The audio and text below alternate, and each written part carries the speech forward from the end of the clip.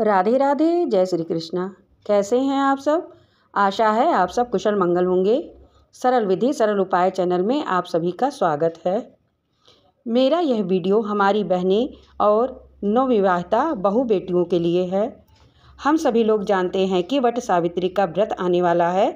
यह व्रत सुहाग का व्रत होता है। सुहाग का कोई भी व्रत हो, स्त्रियां बहुत ही हर्षोल्लास के साथ करती हैं। सुहागिन स्त्रियां वट सावित्री का व्रत अपने पति के दीर्घ आयु एवं अखंड सौभाग्य के लिए करती हैं। यह व्रत हर साल ज्येष्ठ महीने के कृष्ण पक्ष की अमावस्या तिथि में किया जाता है। इस दिन बरगद के वृक्ष की पूजा होती है। ऐसी मान्यता है कि बरगद के पेड़ में ब्रह्मा, विष्णु एवं शिवजी निवास करते हैं और उनके साथ तीनों देवियाँ भी निवास करती हैं। बरगद के पेड़ की उम्र सबसे ज़्यादा होती है, इसलिए इसको अक्षय वृक्ष भी कहते हैं। जो बहनें पहले से ही पूजा करती आ रही हैं वो तो पूजा उसी नियम विधि से करें, लेकिन जो लोग पहली बार करना चाह रही हैं वो भी इस पूजा का शुभारंभ कर सकती हैं। सुहाग का कोई भी व्रत पूजा हो, हर स्त्री को पूरे श्रृंगार के साथ करना चाहिए। यदि हो सके तो अपने विवाह पर पहना हुआ लहंगा साड़ी पहनकर ही इस पूजा व्रत को करना चाहिए। पूजा रंगीन कपड़ों में ही करना चाहिए। काले नीले रंग के कपड़ों में पहनकर कभी भी नहीं करना चाहिए। यह व्रत करने से पति के दीर्घायु होने के साथ साथ घर में सुख और समृद्धि और संपन्नता आती है। इस व्रत में वट वृक्ष की पूजा के साथ माता सावित्री और उनके पति सत्यवान की भी पूजा की जाती है। इसके साथ एक पौराणिक कथा जुड़ी हुई है। ऐसी मान्यता है कि माता सावित्री के विवाह के 1 साल बाद ही उनके पति सत्यवान के मृत्यु का योग था। ऐसा जानते हुए भी माता सावित्री ने सत्यवान के साथ विवाह किया था। 1 साल पूरे होने के बाद हमेशा की तरह सत्यवान लकड़ी काटने जंगल गए। लकड़ी काटते काटते उन सत्यवान को मूर्छा आने लगी। तब वो वटवृक्ष की छांव में जाकर लेट गए तो माता सावित्री अपने आंचल से उनको हवा करने लगी। आंचल से हवा करने के कारण वो हवा सत्यवान के साथ वट वृक्ष को भी लग रही थी।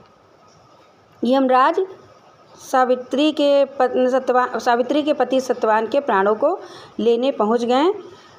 जब माता सावित्री अपने पति के प्राणों को वापस लाने यमराज के पीछे जा रही थी तो वट वृक्ष देवता से उन्होंने प्रार्थना किया कि हे वट वृक्ष देवता, आप साक्षी हैं इस घटना के, और जब तक मैं नहीं आऊँ तब तक आप मेरे पति के शरीर की रक्षा आंधी, तूफान, बारिश और जंगली जानवर से करना। अगर जो आप ऐसा करने में असमर्थ रहें तो मैं वापस आकर अपने प्राणों को त्याग दूंगी। ऐसा कहकर वो चली गईं। और जब बाद में वो अपने पति के प्राणों को वापस लेकर आईं तब तक वटवृक्ष देवता उनके पति के शरीर की रक्षा करते रहे। यह सारी घटना सारे देवी देवता देख रहे थे और इसके बाद वटवृक्ष देवता ने और सारे देवताओं ने माता सावित्री को आकर आशीर्वाद दिया, अखंड सौभाग्य का आशीर्वाद दिया।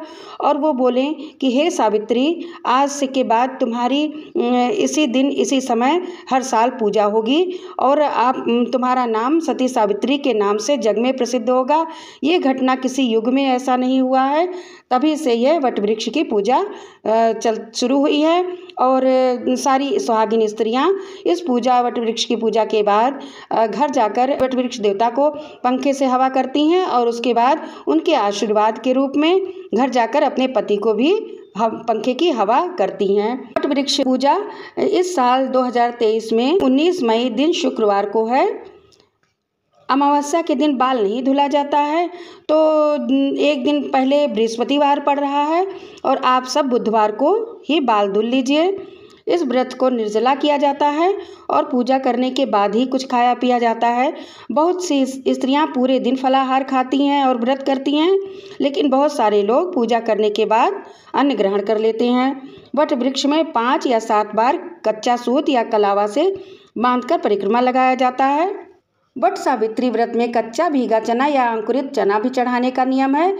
कहते हैं कि यमराज ने सत्यवान के प्राणों को चना के रूप में माता सावित्री को सौंपा था। चावल के या गेहूं के आटे में हल्दी मिलाकर गीला करके ऐपन बनाया जाता है, जो कि वट वृक्ष में 5 बार हाथ के पंजे से लगाया जाता है। कई लोग वृक्ष के समीप कलश बनाकर उनके ऊपर दीपक रखकर पूजा करते हैं।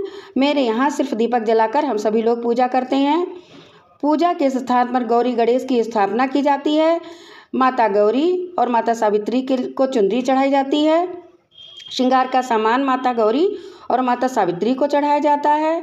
और उन सभी श्रृंगार में या तो आप 2 गुना श्रृंगार चढ़ाइए 2 जगह, और या तो जो सारे आप श्रृंगार का सामान चढ़ा रही हैं उसमें से कुछ श्रृंगार या तो अपने ननद को दान कर दीजिए और या तो ब्राह्मणी को दान कर दीजिए, और थोड़ा सा उसी स्थान पर छोड़ दीजिए।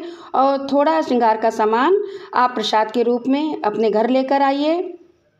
अपनी यथाशक्ति अनुसार फल फूल और पूड़ी गुलगुला सारी चीज़ें पूजा में चढ़ाया जाता है।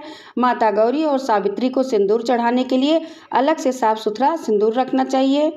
मैं ज़्यादा कुछ इस कथा के बारे में भी बातें बताने लगूंगी तो वीडियो बहुत ही बड़ी हो जाएगी, इसलिए मैं इसी जगह समाप्त कर रही हूँ। माता सावित्री और माँ गौरी और सारे देवी देवता वट वृक्ष देवता आप सभी के सुहाग को अमर बनाएं, अखंड सौभाग्यवती बनाएं। और इसी के साथ मैं ये वीडियो समाप्त करती हूँ। राधे राधे, जय श्री कृष्णा।